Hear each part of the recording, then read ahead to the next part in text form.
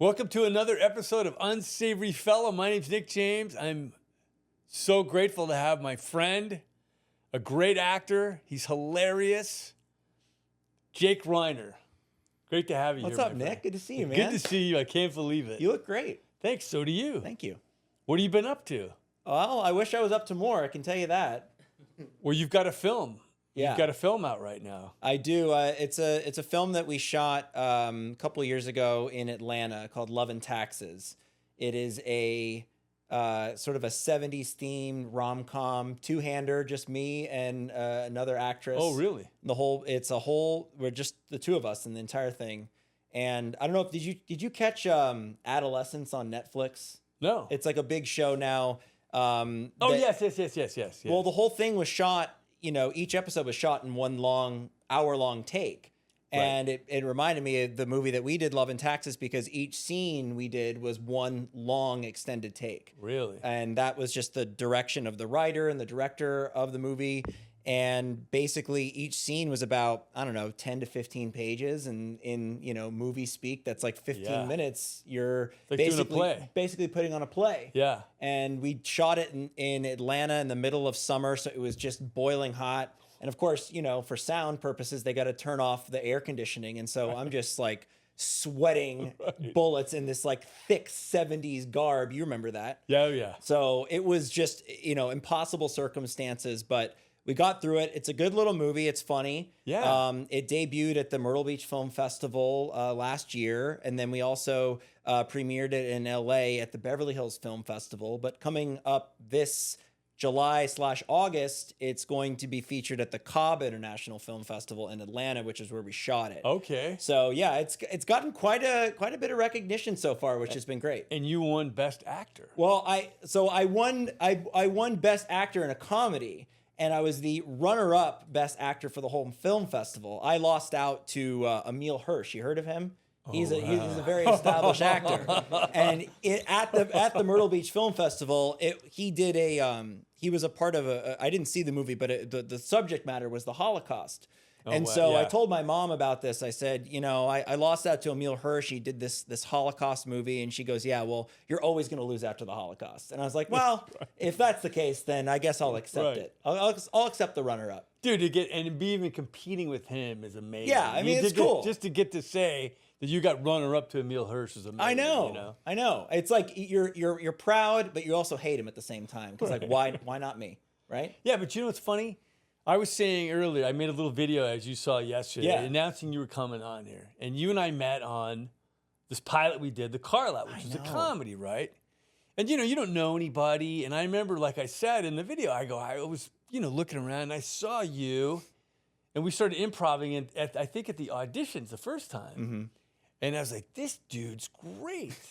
And I said to Noli, who's the producer, he goes, what do you think? And I go, he asked me everybody, and I go, well, the one dude, Jake, he's fantastic.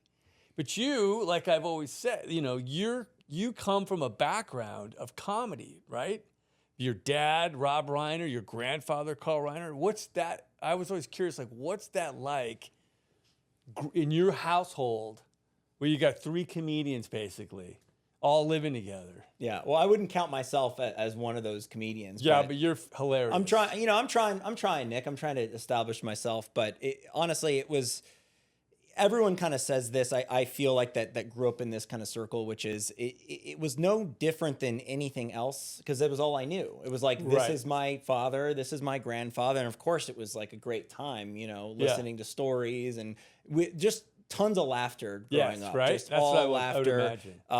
And then, going over to my grandfather's house, Mel Brooks would be over there. And it's just the incredible like dinners that we'd have, and I think honestly, now that I'm in my 30s, like I'm beginning to appreciate it a lot more now than I did when I was a kid. So it's just, it was a great, environment to grow up and great role models to look after. The way my dad revered my grandfather, he would always want to come to the set of the Dick Van Dyke Show. He always wanted to be there. He always wanted to kind of learn what my grandfather, his father, was doing, and then kind of followed in his footsteps. And then I look to my dad and the way he works and his work ethic, and he's, you know, getting up there in age, but he's still wanting to make movies. He's still wanting to create things, and because he just loves it. Yeah. And I've developed that passion. I developed that work ethic, and that's all I want to do. All I want to do is act. All I want to do is be on sets and be on, you know, great sets and weird sets. Like the car lot was just so much fun, you know? And like when I met you, which was at the audition, I was like, who the fuck is this guy? He's insane, because you were in character pretty much I came in character the whole time. Well, you know, it's funny. And there we go. We have a picture of it. But what's funny is, well, I don't even know if I told you. So you could see how tan I was. Remember? Yeah, So I put on this. You could hardly notice it. I put on this tan in a can, right? Right. And you put it on, it bakes into your skin almost. You got to leave it on for like 30 minutes or whatever, right? And so I put the tan stuff on, right? And that picture right there, I get out of the shower, and my wife goes, "Stop. That's enough." Yeah. And I go, "What's wrong?" She goes, "It's dark enough. Stop. Can you wipe that off?" I go, "No, it's fine." And I thought it wasn't dark enough. So the next morning, we had a 6 o'clock call time, I think. Well, I go, fuck, man. I got up at 4 a.m. I go, I got to put more on. It's got to be darker. Right, of course. And this is what happened. When I saw myself, it's like I was in blackface. And I go, oh, my God. And the crazy thing is, our director, who was great, Christian, is black.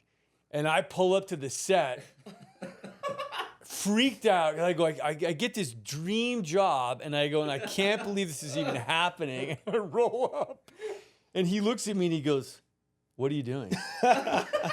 And I go, "What?" And he goes, "That's gonna wipe off, right?" And I go, "I can't get it off." He goes, "Go to makeup right now." And they spent a good 30 minutes trying to. That's why we couldn't do a take for 1,000,000 hours. They had to fix your tint. Dude, it was terrible. I was so embarrassed. You were so orange, though. It was then we got it to get orange. Once you got in the sun, sun started it turned bringing, it orange. Yeah, Jesus. But I remember, you know, doing takes with you, and it was so hard for me to not laugh during a take. We had a good time. Because you would just throw lines out there like, why don't you tuck your penis behind your legs? You know, it's just like the weirdest shit. It's just like, who talks like that? And I'm bummed that show never got picked up, because the strike happened. Yeah, it was that's like right. Pretty soon after that, the strike happened. You're right. I forgot about that. They couldn't figure it out. And then, of course, you know, Tires comes out, which is the Shane Gillis show, on Netflix, and that kind of took by storm. But I was so bummed. I wanted to explore like our relationship, because I felt like, you know, you and I played this. You were the owner of this. You're my assistant, Carla, and I was like the assistant who just revered you. Yes. And I thought that was such a great dynamic, because your two sons, who didn't look like each other, you know, were just like so like put off by you in a way, and maybe even annoyed. But like I was like, this is the coolest guy ever. Like he sold more cars than anybody else. I want to do exactly what he did. Yeah. I just felt like if we could have explored that storyline, it would have been amazing. I was looking forward to it, because, like I said, you and I hit it off. Yeah. And I thought we had such chemistry on this. This is going to be so much fun.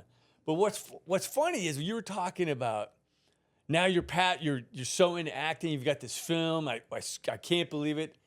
I remember after we met, you told me, you go, "Oh, you know, I'm a news reporter." Mm-hmm. And you were, right? Yes. Now, how did you get into that? It was bizarre, man. I mean, I grew up in LA, a huge Dodgers fan, still huge diehard Dodgers fan. Right here.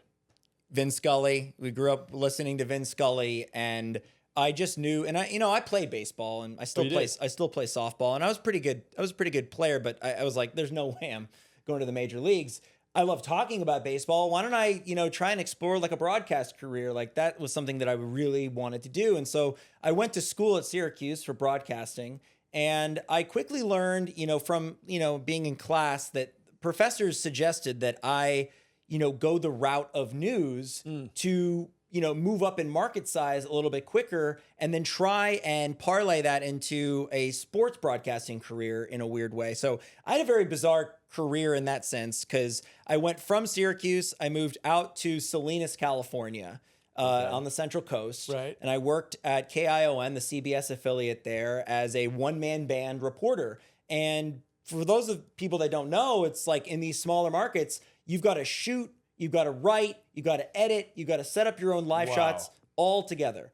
And that's what we had to do. And we learned about that at school, but not to this scale, not to, because they had us turning 2 stories a day by ourselves, one for the 5 o'clock, one for the 6 o'clock. And it was just insane. And we, how does that work even? I mean, so when you go out, like, let's say you're going to cover a story, right? So do you have to, you're going out with a cameraman, right? The truck. Well, not in the first market. In the first market, I was just by myself. So how do you shoot it then? I shot it with like, you get them on the sticks on a tripod? Right, got the sticks, smaller camera, and I would shoot, my own video, and I would set up my own interviews and shoot my own stand-ups and all of that. And then I'd get in the back of the truck, I'd edit it all together, send it off to the station. The internet never worked. It was always like sweating bullets against the deadline. You're calling the producer, it's not gonna make it. You're just freaking out. And then once the story gets sent back to the station, now you got to set up your live shot, which you've got to set up the tripod. You got to make sure you look good. You're sweating the whole time, so you don't look good anyway. And then you got to plug it into this like live view backpack, which transmits the signal back to the station, set it up, put the IFB in, call the station. And you're just waiting there to go live. I can't believe it's like this. Yes. And you're doing 2 stories a day. So you may be at one location, like let's say you're covering like the opening of a new fire station, for example. Like you're there, you're covering that, and then your second story is about, the housing market or whatever. So like for the 5 o'clock, you got the nice fire station in the background. For 6 o'clock, you just move the camera over down like a residential street. And now you're doing a housing market story. It's magic. It's fantastic. Yeah. And that was at my first You're market. a real one-man band. That's how it works. Who would have thought? Nobody knows it works like that. Did you guys know that? No. Nobody knows. I don't think anybody knows. And now that. even the bigger markets, even, because I worked in LA too at the CBS station, KCAL, they're turning those reporters into, what they call multimedia journalists. They don't want to say one-man band because there's also women that do this job. Yes. But who cares? I mean, it's like it's semantics at this point. Right. It's like it's a phrase. Yes. So basically, that's kind of what they're trying to do in the news business. They're trying to do more with less always. They're always, the budgets are always so tight. They're always cutting things. They're always cutting positions and all of that to make it easier to put stuff on air. But the problem is like, if you're a one-man band in this market in LA, which is the number 2 market in the country, it's almost impossible because it's such a big landscape to cover by yourself. Even how do you get the stories too? Like, how does that happen? So it happens a couple of different ways. Like, obviously, when you're in a market long enough, you develop contacts, you follow up on stories that you've already done. So that's one way. When people call you and go, hey. Yeah. So-and-so, Exactly. Hey, remember that story about the sinkhole you covered? Well, there's another one a block over, I see. And you go out and do that story. But a lot of the time it's like, breaking news happens. So you got to get out the door and cover whatever that's going on. That's got to be exciting then. That was actually pretty exhilarating. Yeah. A lot of people told me, when we just had these wildfires here in LA, which was just devastating. Yeah. A lot of people would say to me, because I'm not reporting anymore, would you must be thrilled you're not out there doing this. Like you must be, thanking your lucky stars you don't have to do this job anymore. And it's interesting because those are the stories that I actually like to do. Those breaking news, adrenaline pumping kind of stories. I worked also in Houston, and I covered Hurricane Harvey. And we were on the air like wall to wall all day long. I was working like 12 to 15 hour shifts, just basically driving around or wherever we could get to that wasn't flooded and just setting up shop and doing a live shot, just talking about what we're seeing basically was the whole thing. And so those stories are the ones that you really get the adrenaline pumping because you actually feel like you're doing something good for the community. Right. You're there showing them, in the case of Hurricane Harvey, you're showing houses, people are watching TV that had to evacuate. Oh, good, my house is still there. Or, oh no, I need to figure out how to get back to that neighborhood because my house is in trouble. And a lot of people would come up to us which never happens at any other time during, while you're reporting, because they usually hate you. And, thanks to Trump, they really hate us. But during those times, they would come up to you and they would like basically thank you for your service. Like you're a first responder almost. Yeah. And like, that was always the most rewarding thing, was that you felt like you were doing something that mattered. Did you ever have any like weird or bizarre things that happen? Because you always see these things, like I'm scrolling constantly on Instagram. Yep. And I always find when the newsman's out there and somebody runs up behind him or does something weird. Oh, it's happened to me before. What's like one of the weirder things that... Well, I mean... We like weird on this show. Yeah, well, I'll give you weird. So, have you heard the phrase, fucker right in the pussy? Have you heard that phrase? Well, it got screamed at me a lot during live shots. Because of that? Just because of that. People would either like lay on their horn as they're driving by or yell it out the window.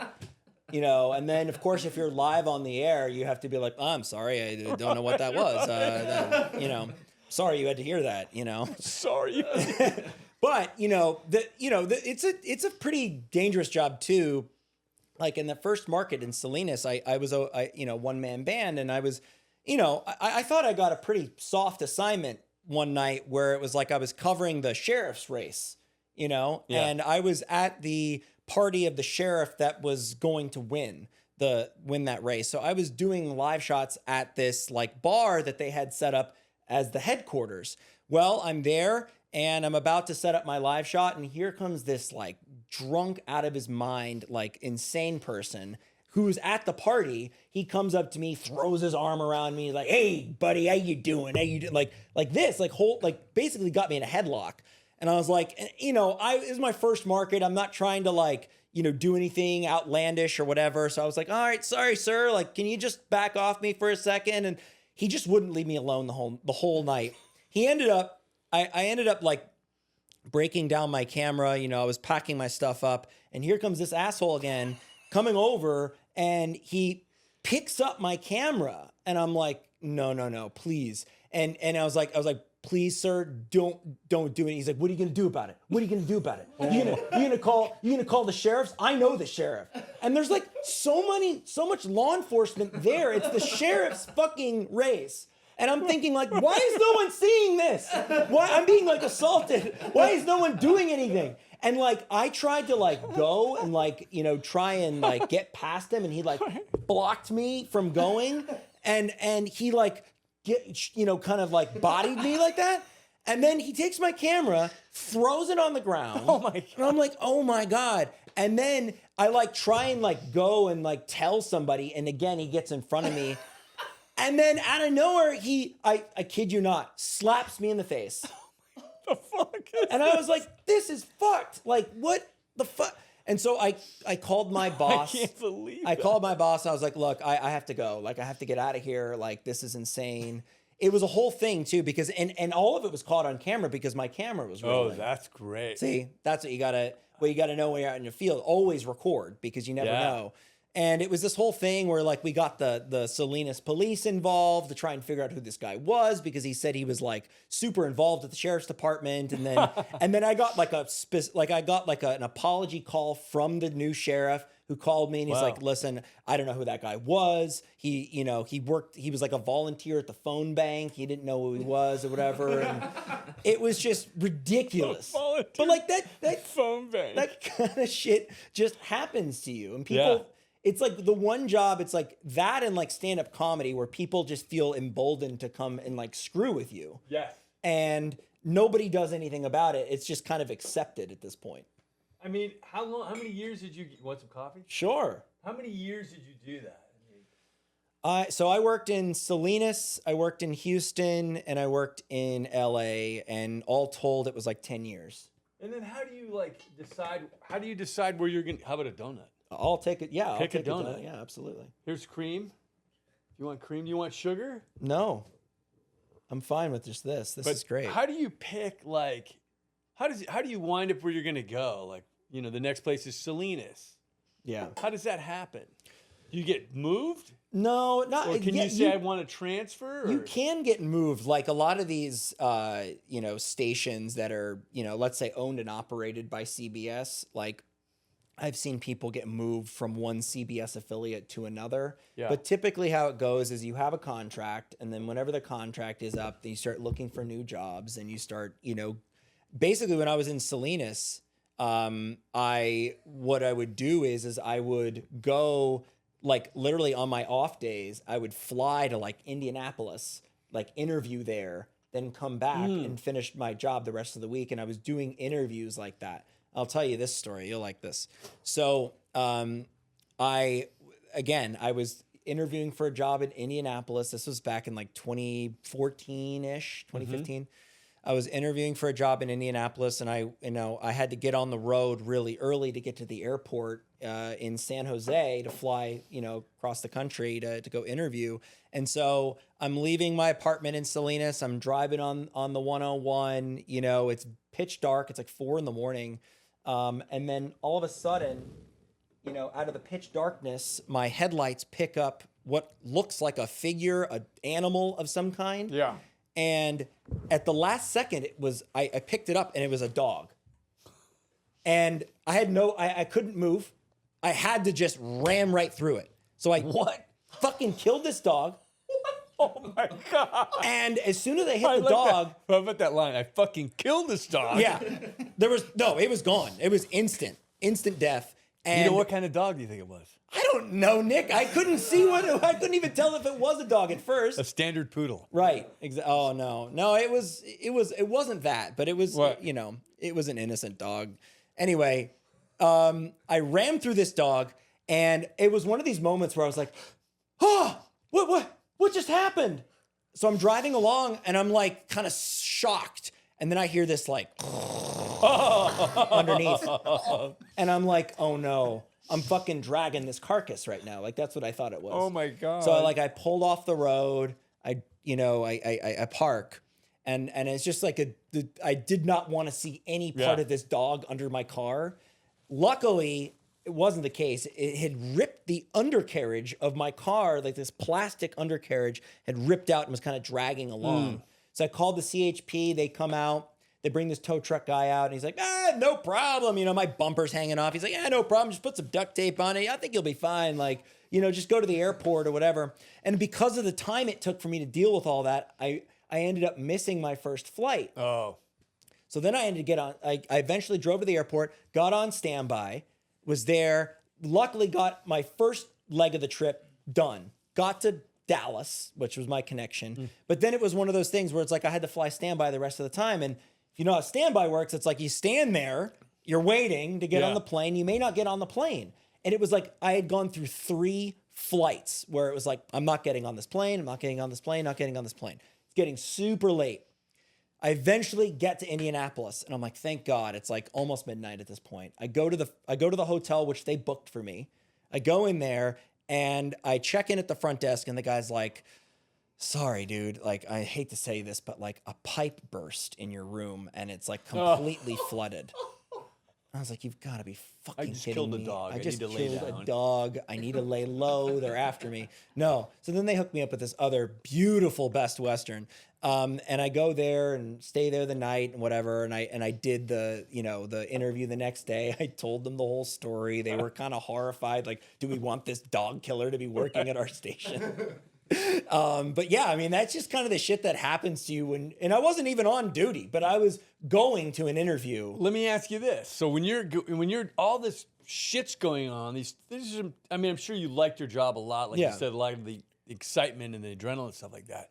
But what about at this time? Are you at point in your career as a newsman where you're thinking like, I want to be an actor? I think I always did. You did? Yeah, because even when you were young, I did like all the school plays, and I did that, and and even in Houston, I did a lot of improv too. I went through classes there, and then I developed a house troupe, and we performed weekly there, and I always wanted to do it, and I always felt that like when I was a reporter, they say to like be yourself on camera, but they don't really mean that. It's like you got to essentially what I thought is I was just playing a character. Yeah. It's like this is the sort of buttoned up, heightened version of myself. Because Right. if you're like actually you and you're trying to really be yourself and you're at a double murder, you're gonna say shit like, check out this fucking shit. Like he blew her head off, And you're like, you know what I mean? Like, because that's how we would talk if like I was explaining the story to you. Right. But you're not gonna put that on air. How would you do it? How would you do it as the newsman? Well, the double murder. Yeah, basically, like the police tell us that they found 2 bodies inside the home. They have not been identified yet. We're still trying to confirm whether or not they are the sons of this woman that lives there. We just spoke to her. She was too distressed to talk, but we'll keep you posted and let you know if we have any more information. Now, me and you were doing the murder, seeing the murder. How would you say it? Have you seen this shit, Nick? This guy came home, blew his kids. I mean, he didn't blow his kids. What's worse, him blowing his kids or him blowing his kids' heads off? What is worse than that, you think? It's all bad. But it's like, you would say that shit off the air. Right. And like, that's kind of the shit that you would have, like, when I was in Houston, like, I'd have like a cameraman, and like, that was sort of like therapy. Like, on the road, you'd be just talking shit with your cameraman, like, ragging on people at the station, ragging on your bosses, all that stuff. And like everyone at a news station loves gossip. Like I think that's kind of part of the reason why we get into it is like, we're curious. We want to know, we're a little voyeuristic. We want to know how people are living, what they're up to. And you kind of get curious about these things. And the same thing happens in a newsroom. It's like, you want to know all the gossip. And so it's like in that truck with your photographer, you're just saying the wildest shit ever that, you need to say, because it is a tough job. You are showing up to double murders. You are basically, it's like, what people don't understand is like when you're having to interview like a mother who just lost their kids or, someone's house that just burned down, you got to realize that you're talking to that person on their worst day ever. Right. And for you, it's just a Tuesday. Yeah, right. And you're just trying to get the story. Yeah. So if you're going into it having that mindset, it actually helps you become a little bit more understanding, maybe a little bit more compassionate when you're talking to some folks. Because back at the station, they don't care. They just want the interview. They want the victim. They want the tears on camera. They want all of that stuff. But it's like, we're the ones out there in the field having to convince people to go on camera to talk about their loved one who just got killed. Let me ask you this, because this is something I always wonder about. Because you'll see, like, let's say you're watching CNN or whatever, and every now and then, one of the reporters or whatever gets moved by the situation. Yes. You see him get choked up, but Teared up. You never, I don't know where I got this idea from, where I heard it, but almost like, is that like a no-no? Like you don't ever want to do that, or does it not matter? Like if you were to be in a situation and you got choked up and broke down, would your boss or somebody be going, hey, you should have held back on that? Would that ever happen? Do they not want you to do that, or do they not care? No, they love that. Oh, really? I'll tell you why. Because, like I was saying earlier, it's like they want the victim on camera. They want to, they want those tears. Even from the reporter. Well, I mean, obviously, you don't want to put your entire self into a story. Like that's never what you want to do. About you. And make you it could about do a yourself. monologue. But it's like, if you get choked up, like that's a natural human moment that you're having. Mm-hmm. And I think that people understand that. Yeah. You can always tell when someone's, being a phony, but like, but so they're not. No, I mean, look, that. I mean, I saw reporters get emotional all the time covering those wildfires we recently had. And it's like, it's tough because you're not only, seeing the devastation firsthand, but it is like physically exhausting, emotionally exhausting. You're breathing in this horrible air. You're having to go on TV and you're there all freaking night. And you've got to keep your shit, but you got to keep your shit together because you have to deliver the story. Right. So let me ask you this. So then part of that is that, and when you're doing that, is there any sort of acting that comes about what you say? Is that part of it? Like there has to be. Yeah. Because like you said, you're not being you, right? You're trying to keep it together and report the story. Right. Which in a sense, it is kind of acting. It is. Right? It is acting. I mean, it's acting in the sense that you're basically a heightened version of yourself, but it's not acting in the sense that you're not, you're not doing a character. You're not bullshitting. You're not, making things up. Right. You're not improvising and making up details that didn't happen. which is why they sort of teach you. It's like when you're covering a sensitive story, when you're covering like a fire or a murder or whatever, you want to attribute, like you want to say like, because you didn't see it unless you saw it firsthand, unless you saw a car crash, and you can talk about it from what you saw, your vantage point and all that. But it's like if you weren't there for the fire or the murder or whatever, it's like you got to attribute the police. You got to say police said, because it's also a legal thing too. When did you decide that you go, okay, I'm gonna just focus totally on acting? When was that? And what was the turning point for you? It was funny because I felt, because I moved back to LA in 2018 and I started acting, and I thought that at that point after I left Houston, I was going to be done with my broadcast career. And then I started acting and I realized that, it's, not easy. And so it was like, it's like, you got to go through all the different, headshots, and you got to get everything together, and you got to go on auditions, and you got to network and all that stuff. And, I got frustrated a little bit. And so I think I actually went back to broadcasting while I was here in LA. Yeah. So I did both pretty much at the same time. That's probably when I met you then, right? Yes. Okay. I was kind of doing both. Okay. And I mean, there would be moments where like I'd go in for like a commercial callback for El Pollo Loco, and then after that I'd go cover a homicide. It was like that happened. And at a certain point you're like, great. What am I doing? Yeah. Do I want to continue being a reporter, or do I want to actually become an actor? And I felt like I needed to put all my eggs in that basket if I really wanted to become an actor. So in like May of 23, I was really thinking, I was like, I think I'm going to take a step away from, being a reporter, and I'm going to call them and I'm going to say, look, thank you for the time and all that. And I was like, really like just mustering up the courage to do that and really quit for the last time. And like literally a day before I was like psyching myself up to call them, they called me and said, we're laying you off. We're making cuts. We don't need any more freelancers. And, we're tightening our belt loop here. And, you talk about acting. I was like, oh no, like, I'm sorry. Like that sucks. It was kind of a bittersweet moment because it's like, you never feel good when you meant to be. Yeah. You never feel good when you get laid off from a job, but like at the same time, it was like a blessing in disguise. Yeah. And then did you go into class or what? Here's what I want to ask you about. Please. Because remember, then I saw you on Curb Your Enthusiasm. It's so funny. I would see him all of a sudden. Come on, I'd see him on the news, and I'd see him on Curb Your Enthusiasm. But you were fantastic on that. Now that, from what I hear, I don't know, is this true that you get the script and you kind of go, There is no script. There is no script. There's not a script at all? No. What it is how does the scenes work then? What it is they give you sides, but it's basically like, here's what is happening in this scene. Okay. And here's some sample like dialogue you could use, but basically it's improvised. Here's some sample dialogue. Yeah. So And what was your scene? So my scene was it was this latest season of Curb Your Enthusiasm. I believe it was like episode 4. It's called Disgruntled, if you want to check it out. It was a scene where it's Larry, Susie, Jeff, and Tracy Ullman. Right. And they're all sitting in the golf club. Right. And they're having lunch, or what they thought was breakfast, because Larry wanted eggs and it was after 11 o'clock. Yeah. They don't serve eggs after 11 o'clock. So Larry, of course, being Larry, he's like, well, I brought my own organic eggs. If you could just give these to the chef. And it was like this whole back and forth. And during that discussion, my character walked in and sat down.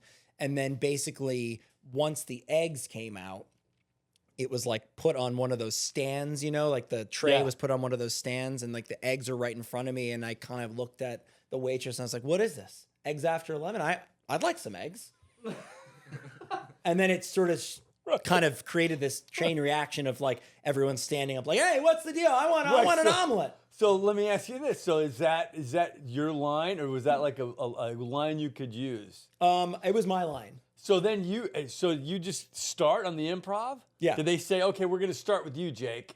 Is anybody direct in that way? Well, yeah. I mean, there's a director, and basically said, okay, once she puts the tray down on the thing, right?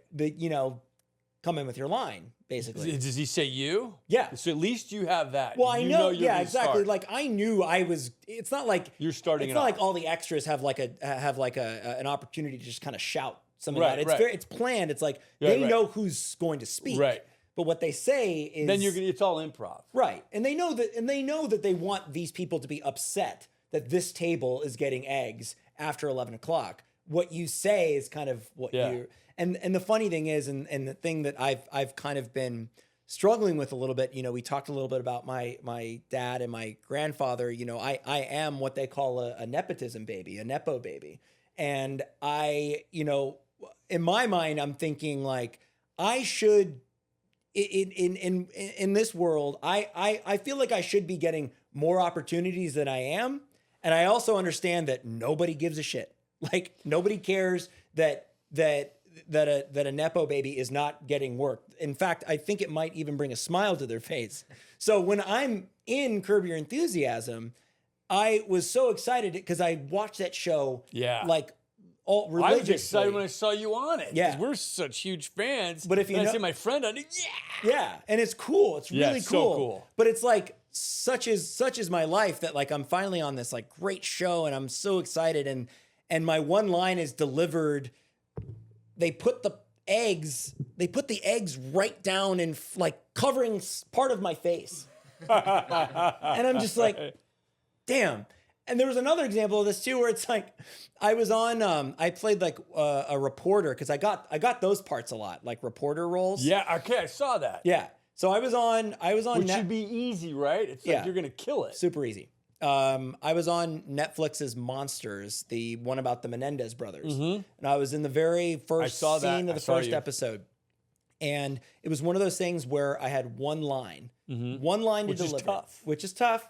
I had one line to deliver, and the way when they shot it was like there was a reverse camera on me, then there was a reverse camera on the Menendez brothers, and like they got all this coverage.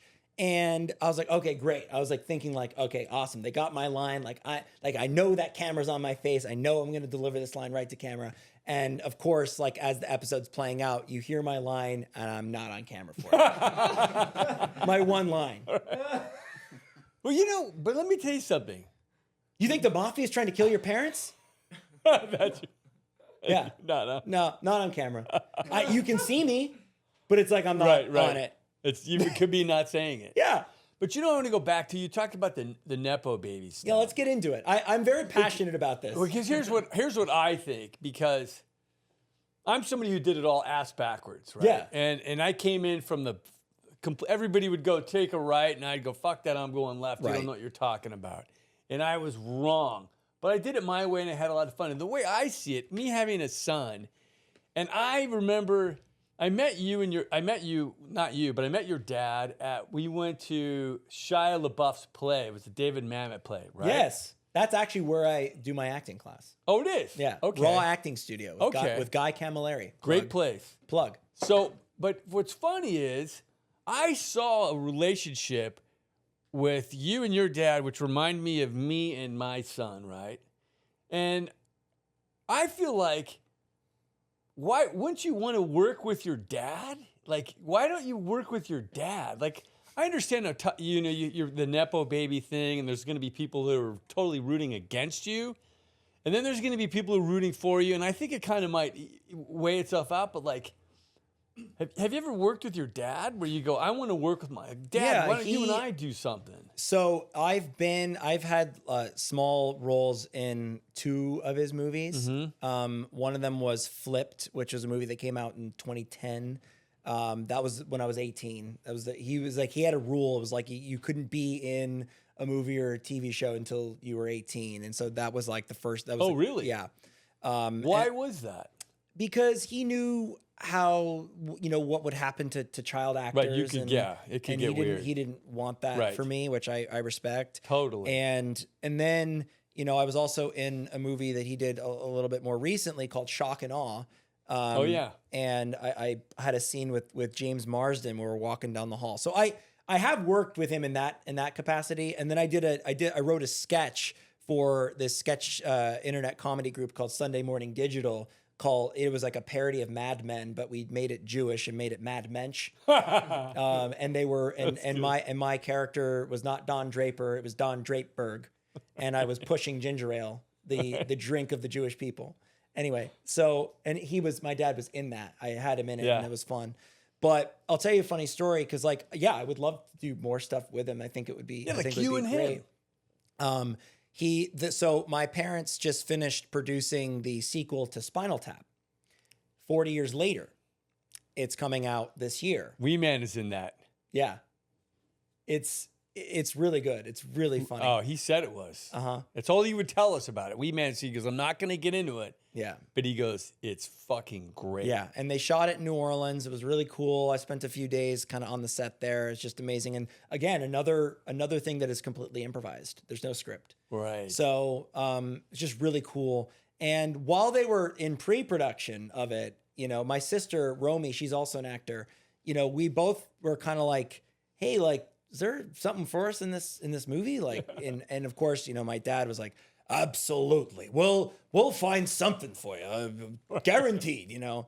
And I didn't hear anything for a while, and I was like, okay. And then he can get forgetful sometimes. So I was like, oh, let me just, you know, remind him, like, what's going on with that? Because I didn't hear anything.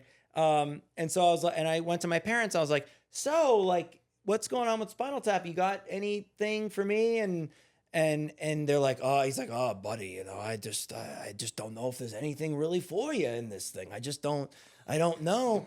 And I was so shocked, but what I really wanted to say was, what are you fucking talking about? It's improvised. You could make it up. Right. You could put me in anything. I'll do anything. And it never happened. So you asked me if I want to work with my dad. It's not up to me, Nick. Right. But you know what's funny? I mean, because I coached rugby for 10 years, right? And he basically got me into it. He found it at age 10. Yeah. Then you slowly get pulled in holding bags, and then you become the coach over time. And it's funny, I kind of get that because you want him to earn it. He wants you to earn it. So you're on your own. You show up with some chops. Show me your chops, and then I'm going to do anything for you. Right, exactly. Show me your skills on the pitch playing rugby. And honestly, I respect that from him. I've always respected that from him. I've always wanted to earn it. I've never wanted anything to be given to me. You went out and you had your own life and your own career, adult career. I did that. You made it as a news guy. Right. And it's funny because it's like, what I understand about where I come from is that no matter what you do, it's always going to come back to, oh, well, you only got this because of who your father is. I got that in news.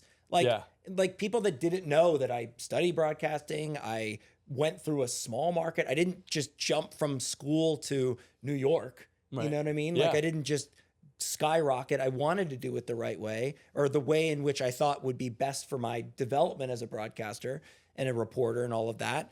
And I would still get that at different stations, like, and people on social media too would say, oh, like, this is just nepotism. Like, they don't really, you know. And they just talk shit because they don't know. Because they don't know. I'll tell you something which is totally true.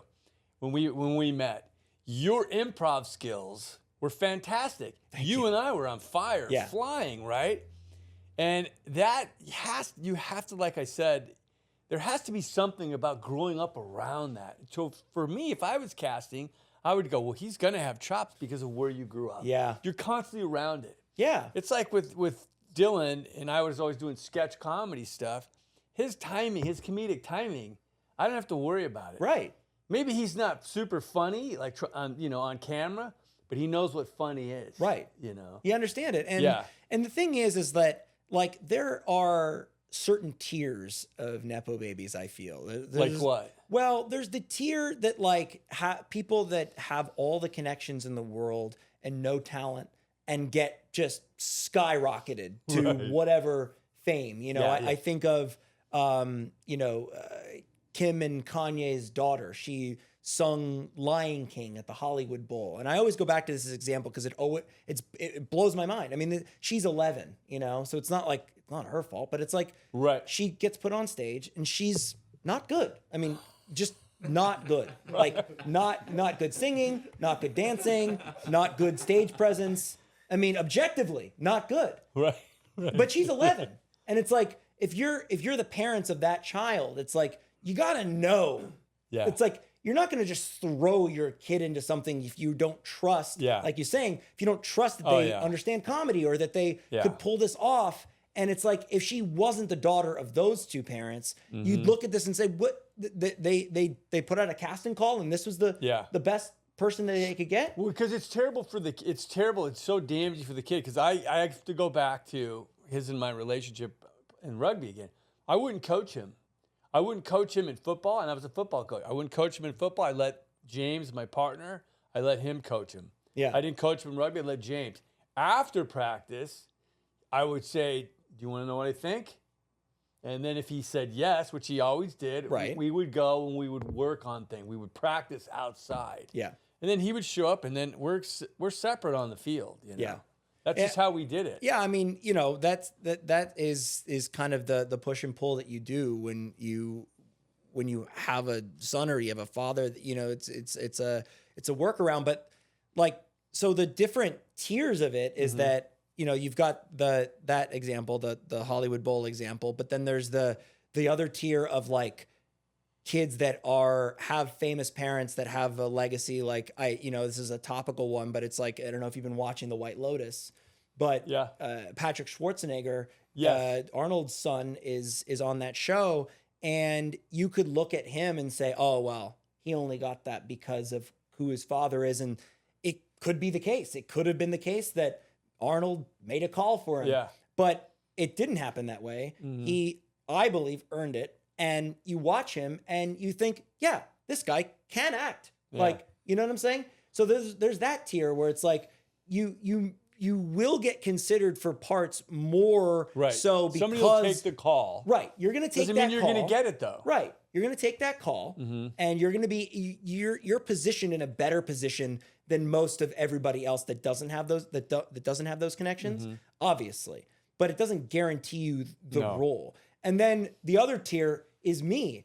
I feel like I should have more connections and should have more opportunities, but I don't.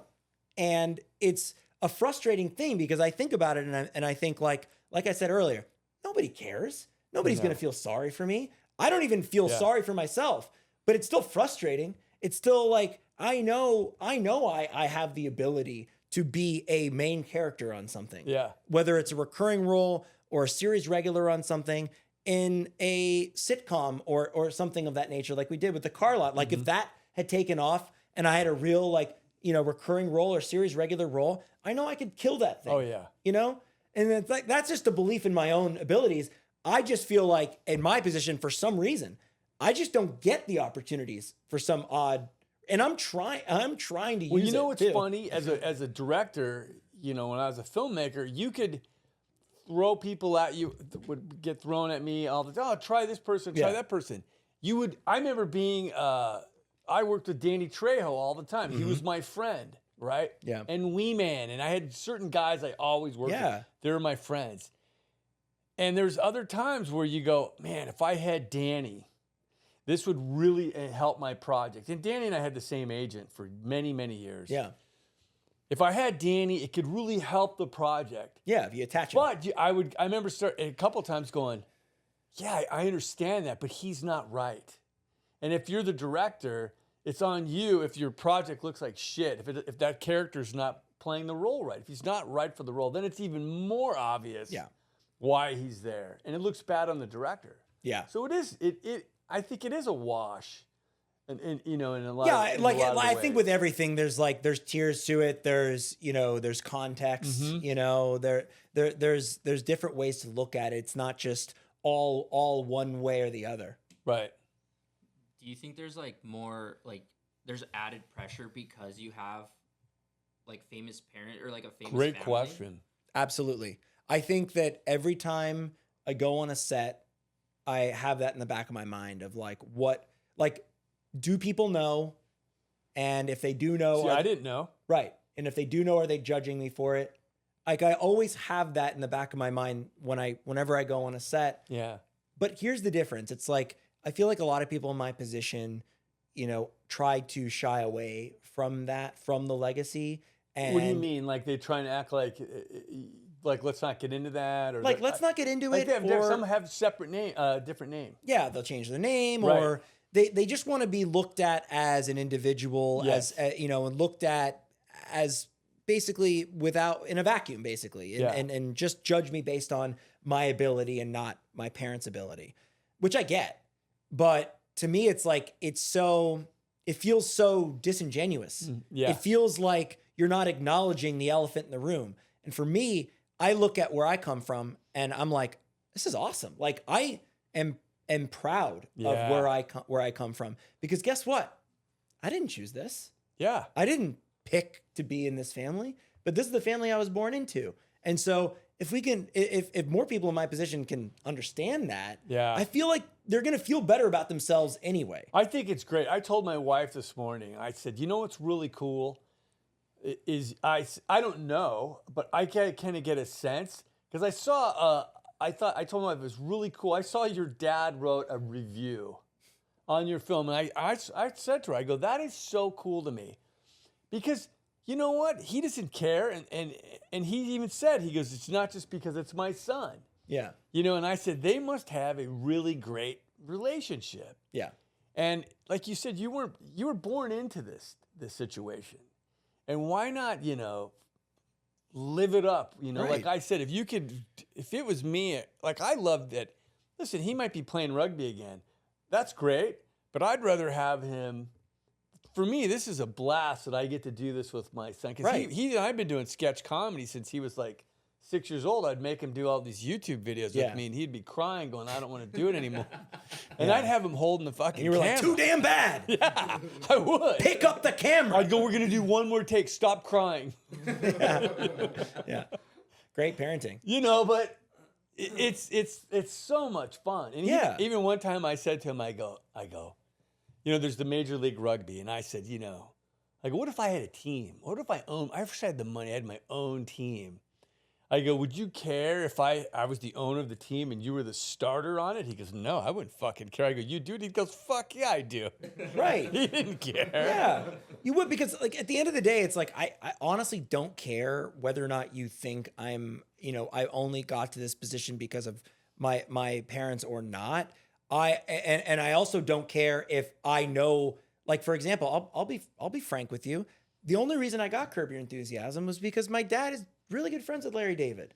And like, I've been to dinners with him a lot. And like, Awesome. he knows me. And it's love like, it. you know what I mean? But it's like, in my opinion, it's like, I'm going to try and get the opportunity however I can. Totally. And then once I get the opportunity, then see if I'm good or not. And what people don't know, and here's what, the business, and I can tell you from gazillion years of experience in doing it my way, the business is so tough. Yeah. It's so hard to get anything. Right. You got to use whatever you One have. of his buddies said, I got him, one of his buddies on this film I'm doing right now, and he was trying to get a SAG card, right? Yeah. He goes, I don't care. He goes, they can give me one line. Just tell her I want to. I go, dude, everybody, you have the wrong attitude. Everybody wishes they could have one line. Right. It's so tough. So you take whatever you can get. Yes, exactly. And be happy about it, because it's so tough. Yeah, absolutely. If your ego's in the way about who, oh, I'm not going to do that, or I can't do that because my parents, well, dude, you're just cutting your legs off at the knees. There are so many projects I would do. There are so many things. There's very few things I would turn down. I'll give you two things that I won't do. Okay. 2 roles that I won't do. No, wait a minute. Is there a number? Like, what if there's a number attached to it? Oh, like a price? Yeah. Let's hear now. I don't know. I mean, I guess everybody has their price. What are they first? Well, one is porn. I knew it was going to be that. I'm not doing that. Right. Don't need to. Number 2, Scientology. Right. Because, they have what's called... Porn and Scientology. Yeah. They have what's called... Both can ruin your life. They have what's called Golden Era Productions. Okay. And if you're an actor out there and you see Golden Era Productions, run away. What is that? It's their production company. Oh, you mean Scientology? The Yeah. church. Yeah. They're producing these videos, and I'm thinking like, well, what happens if I go on set and I can't leave? Because that's the whole thing, right? It's like as soon as you become a Scientologist, you can't leave. And it's like, well, what if I'm an actor on a set in one of these crazy compounds? And you're naked. Yeah. And I'm naked. You don't have any clothes. And they make me do porn on top of that. Yeah. That would be worse. That would be like a Scientology porn would be the worst. That would be horrible. I wouldn't do that. But it's like, those are the only two things I wouldn't do. Like you say, I would do anything else, pretty much. Okay, I got one. Okay. Your girlfriend has been kidnapped. Okay. She's in the Amazon jungle. Oh boy. Were we on vacation there? No. The only way to get her back, Oh God. right, Is to do what, Nick? you've got to do a porn produced by the Church of Scientology to get her back. You got to do it. I have one question. Okay. Where's the lube? I'll do it. What's the loop? Where is the lube? Give me the Oh, lube. the loop. Okay. See, everybody's got a price. So that's a yes. Okay. Maria knows that I would do anything for her, and that's pretty See? much anything. Look at that, Maria. You got a good one here. But that's, there's certain things I think, like, there's certain things that you have to be willing to do, I think, in the business. And then there's a line that you're saying. And I remember, for me, it's funny you brought up Scientology. I was in a theater group in the early 90s. Mm-hmm. And I was with this teacher for years, right? And I loved this guy. And all of a sudden, I want to say his name, he's dead now, but all of a sudden one day he had us come on a Saturday. And he had these books laid out on the table. And he started talking to us about certain things. And I noticed I noticed what he was talking about was in a sort of a backdoor way was about Scientology. And he wanted to have me and this other gal in the class. He was going to throw a mattress in the back of my truck. And we were going to go do a love scene at the Church of Scientology. Me and this girl. And I backed. You're basically doing the thing you said I wouldn't do. But I didn't do it. That's my point. I didn't do it. But my friend did. He was like fuck it. He was like, and his girlfriend wasn't kidnapped in the Amazon jungle. He just did that. Oh, he just did it. And it wasn't nude or anything. But it was like weird to me. I go, dude, you're bringing a mattress? I go, you're gonna bring a mattress to the Church of Scientology and do some weird like scene? And he was like, fuck it. He goes, I'm gonna do it. And he went and did it. You know, Wow. and you know what he got? Nothing. I thought you were gonna say He didn't even get a career out of wow. it. You know? Didn't even get herpes. Got nothing out of it. At Literally nothing out of it. No. Damn, that's tough. You know, this is a bad segue from herpes to my girlfriend, but I did want to talk. I did want to talk to you about my girlfriend because I owe you a lot for my relationship, because you were doing Unsavory Fellow at the Ruskin Theater in Santa Monica. And at the time, I met my girlfriend in acting class, but obviously we weren't together right off the bat. Right. But I liked her, and I wanted to ask her out, and I knew that you had this show coming up, and I really wanted someone to come with me to go see that. And so I asked her out, and I was like, hey, you want to go see this this one-man show? It's a guy I worked with on a set once, and it was like the worst pitch ever. But she was so like gung ho about it. But the only problem was that it wasn't like this weekend. It was like in 3 weeks. So it was like she had to wait for a while, and then we finally get there, right? And you know, I met up with her, and it was great because we had this connection immediately. It was like she wanted to get to the theater early. And I also like to get to places early as well, and just to be there and just be ready to enter the theater. So we get there at 7:30 for an 8 o'clock show. Of course, the doors aren't even open yet. Right. And we go to the front; they won't let us in, and we're at the Santa Monica Airport. And this is a place that I came to a lot when I was a kid. To watch the planes, take off and land, and so. And again, this was our first date. And before I was like, all right, we got some time to kill. Why don't we go check out the planes? Let's go. So we went across the street. We went up to the third deck, the observation deck. And it was one of those things where it was super beautiful. It was the sunset and everything. And I'm like, all right, if the kiss is going to happen, it has to happen here because it's just too perfect. And we did one of these things where like we knew it was coming and we just started talking about just the most bullshit things ever. She's like, so did you ever think about becoming a pilot? I was like, no. There's too much math and science involved. I don't think I could do it. She's like, oh, well. And there was like dead silence. So what was your favorite subject in school? I was like, yeah, I didn't like math or science, but I liked writing a lot. And I was like, yeah, I'm just, we're not, and I was like stalling. I was just like, yeah, we're not kids anymore. I don't know what the fuck that meant. I don't know why, but it was like, all right. And I was like, after that moment, I was like, I went in for the kiss. We kissed and she pulled away and she goes, oh, thank God.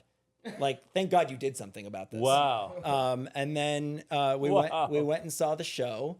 And it was like our first like memory. And it was like, we had kissed before the show so we could really enjoy the show. That's great. Like I wasn't just sitting there like, like white knuckling it the whole time. It was like, I was like, all right, like made out with her, like, with the planes and You everything. enjoyed the show more, I'm sure. Yeah, You I had did. to. The heat's off. Yeah, exactly. And then we can enjoy your show and your show was great. Oh, that's so good. So I owe you a lot, Nick. I love that. That's good to know, right? Here's what we have. We're almost out of time, but we have some questions. We do? Yeah. Let's do it. I've got them on my. Did anybody back there have any questions? I've got questions that people I put got a in. question real quick. Yeah, easy. Go for it. You said you're a big Dodgers fan. What do you think about the Yankees and their new bats, the torpedo bats? Have you heard about that? Oh, of course I've heard about that. I love that you brought that up. Of course now it's like the rest of the league is catching on to these torpedo bats. What is the torpedo bat? So essentially the Yankees hired a guy from MIT to engineer a bat that would be, I guess easier to make contact with the baseball and maybe even drive it farther. I'm not sure the whole science behind it. More forgiving. Yeah. Oh. So basically what he did was he took like the wood from like the handle and other parts of the bat and just put it in the barrel. So the barrel looks fatter than you normally would see a baseball bat. And of course, is that allowed? I mean, well, that's what I was thinking. I was like, yeah. When I heard about it, I was like, how is this allowed? Because the diameter, right? Obviously, it's bigger. You would think there's got to be a. And it's been a rough couple of months for the Yankees too, because like they lost to the Dodgers in the World Series. They played horribly. They just errors up the wazoo. So for them to come back this season and use these bats and like now they're hitting all these home runs. Yeah. It's like, how much help do you need? Do you think that that's going to be, obviously when all of a sudden these home runs start coming, do you think that they're going to crack down? I believe that they will. know what I mean? I believe that they will because if you remember a few years ago with the sticky substance, yes, they had this like spider tack like sticky substance for pitchers, and it would increase the spin rate like insane amounts. Right. And they got rid of that because it was this whole thing, and then of course pitchers were complaining because they couldn't grip the baseball how they normally would, and the control was off and all of that. So it kind of sent like a weird ripple effect. Mm-hmm. I think we might see something similar to that with these bats because I think the rest of the league, they're already starting to use them. Yeah. It's going to create some sort of thing where they have to crack down. Okay, we got another. Okay, here we got to get a. Okay, then this is from Sean Milliken, who's my buddy, who's a casting director. Okay, great. Is he casting anything now? Well, I'm right. gonna use this question, so we're gonna call in the favor on him. I've always liked the name Sean. Did his father ever call him Meathead growing up? Did I ever call him Meathead? Or No, did your father ever call you Meathead growing up? No, he didn't. No, he didn't. It's funny because like he gets it all the time. I'm sure, right? But he loves it. Like, I mean, terms of Well, like, it's great. Yeah, I mean, in terms of what it represents. Yes. Not the phrase itself, but like what it meant. Totally. He was on one of the most successful sitcoms I grew up ever. That was our family night. When my mom met my stepdad, he introduced us to All in the Family, and that was our night. That was kind of how I bonded with my stepdad. Was over that over that show. Okay, here's another one. Yeah. Okay. This is from Kelson Papunu. Okay. Who's your favorite fictional baseball player? Oh, I like that. My favorite fictional baseball player, I think it's got to be. I don't know. I love Major League. One of my favorite movies. So probably like Rick the Wild Thing Vaughn, played by Charlie Sheen. Oh, right. Yeah, I love that character. Okay, then you don't know anything about horseback riding, do you? No. This is similar. We'll read it anyway. EB's question. As an expert rider and master of the equestrian arts, what is it about riding side saddle that doesn't land as masculine? Oh, well, you're sports, so you could answer this. Why is that? And when I leave my castle and mount my nag into the village for a trot, the squires all laugh, point their lances, and sneer. Can you help me answer this? Can we normalize side saddling? It's. You know what? To me, the weird thing about side saddling is Here we go. See, this is good. Is that it's looked at as like the sort of the feminine option, right? Right. Why isn't the other way looked at a more feminine option when you're spreading your legs for the horse? Yeah, this is good. Good job. There you go. Jim, do you have any questions? Jim I thought had. Oh, no. Well, I had Spinal Tap's one of my favorites Yes. ever. And I had heard, but you probably can't talk about it. But I had heard a long time Can ago. you talk about it or not? the Or is that- storyline?